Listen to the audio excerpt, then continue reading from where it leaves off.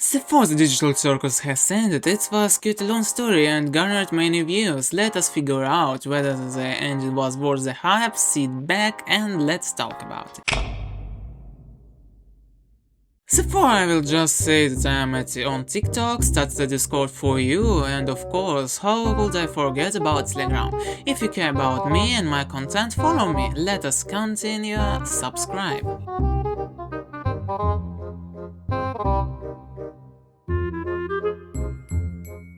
So in episode 8, they built in suspense as much as they could, showing us the game was worth their candles. I can especially highlight a few moments in episode 8. Kane's breakdown is probably one of my favorite moments in the show. I liked Kane as a character from the start, but the way he literally spiraled out of control was worth it. Especially the moment when he flaunts it. I like how he showed that he listens to everyone and wants to please everyone. But it's not a problem, it's a big problem that everyone only criticizes him. He simply wants to do everything perfectly, and this breakdown is shown perfectly for my opinion. For this reason, Kane is considered one of the best characters, for my opinion one of the best. Scratch is revealed the genius programmer, and I was waiting for his reveal like no one else. I was sure that the first cast were keys to the answers and what happens here. Throughout them I was waiting for the revelation about CNA and what kind of corporation scans people's brains. A more sober side of King is shown, and it's a blast. I was expecting him to lift the veil for everyone, for well, what's going on here, and to talk about the fair child and the wife he lost. I was expecting Jax to be revealed. I was expecting the corporation to be revealed. More information about Ragata and Zubal. The question of an exit and whether there is no at all. In addition, all these questions were raised in episode 8. The tension was building and I was waiting for answers. I was interested to see what's happened with the Scratch and how he is dispatched. I was interested to learn about the first time travels, about first scan travels, like who they were and how they got here. I like Ragata's character and I was expecting her to be revealed.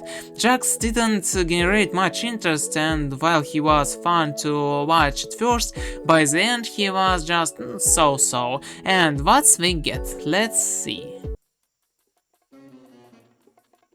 Okay, let's start speedrun for the 9th series of the Amazing Digital Circus. Before it all started with the Ken being deleted and Jax becoming absent-minded, who would have thought. Afterwards the heroes discuss the problems and Kinger and Pomni come up with a solution. They can create objects, cubes and spheres simply by the power of their ability to somehow influence the program. Pomni forgives Ragata. Afterwards Pomni goes to catch absent-minded, find him in the hallway, turns off the light, and by touching him enters his inner world, which consists of 4 personalities that seem to get along with each other. Then she finds a hidden fifth Jax and has heartfelt conversation, hugs and all of that. Afterwards he was shown 15 minutes of Jack's backstory, which he didn't ask for, and it is shown that he's suffering like a nightmare. However, no one gave him the right to act like a asshole toward Ribbit and Kaufman, like the way he treated her frankly so and come on, Kaufman, man. And after that, the character seemed like a hypocrite to me, that's all. We were shown all these personalities as well as they show they interact. After they show us everything, they also show us friendship with Ribbit, Kaufman, however, wasn't revealed at all. Therefore, he remains one of those characters I would like to see revealed. After they show us, we see Jax subtended and returned to the tent, which now stands in the middle of the circus, where he sleeps. I will say right away that Kane was the best here. No, he best as always, releasing what he had done and what he had done in future if they don't stop him. He finally separates the blue AI from himself. I think it's evil, and tries with all his might to return to Pragzi. It's a struggle, but he succeeds. Afterwards he finds the characters' real names in a folder, and after all somehow connect to Wi-Fi. He returns to them completely removing the glitches from Pomni and saying, "I screwed up. Yes, I understand it's hard to accept me back, but I will try."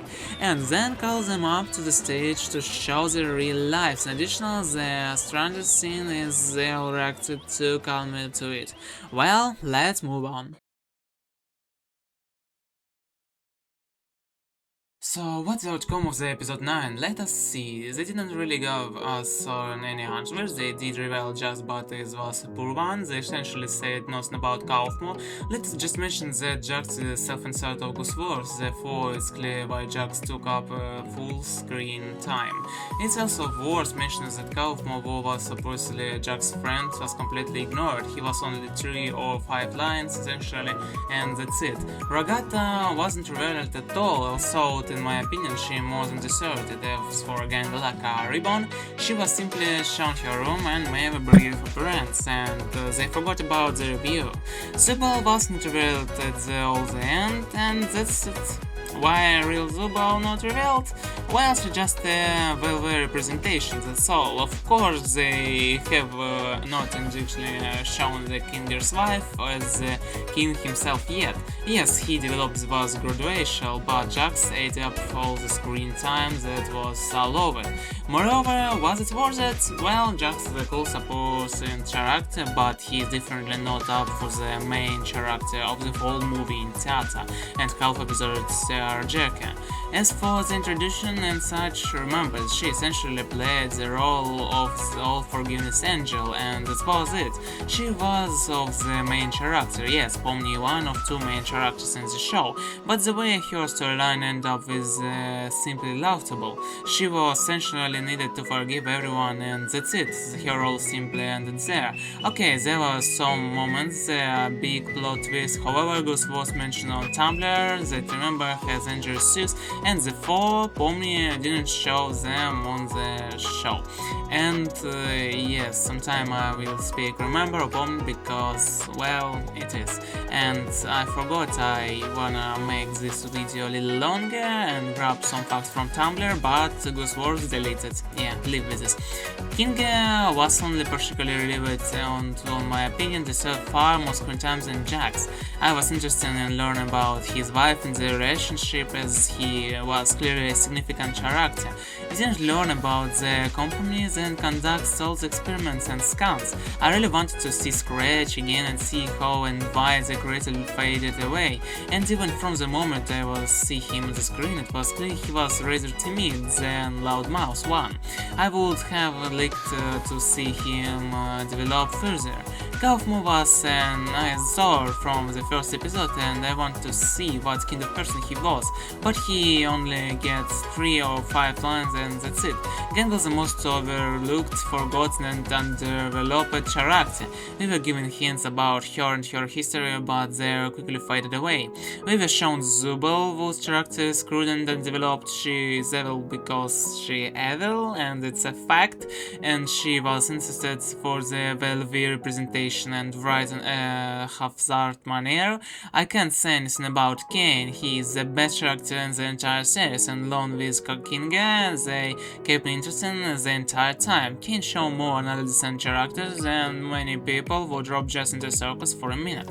Memories, or Pomni, yeah, again memories, sorry, played the role of an angel, and they didn't show the angels, they were clearly brightened.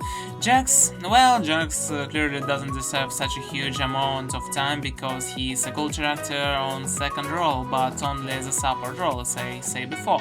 I think it's fair to say in episode 9 reveals and dedicates to just simply because he's self-insert of Ghostrifter, yes, again and again.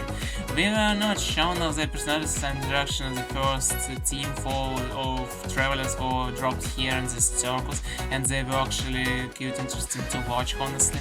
To be honest, I expected a slightly different ending. I expect some something along with lines of an action packet, episode with scattered with Jax talking over the circus and tormenting the heroes, and then Kane reuniting, and boom boom fight, and etc. In addition, yes, expectations are justified. Brand episode 9 was designated as character review, and it was fun, yeah. However, I was expecting, even if it was reveal, at least a reveal for everyone, not only for Jax.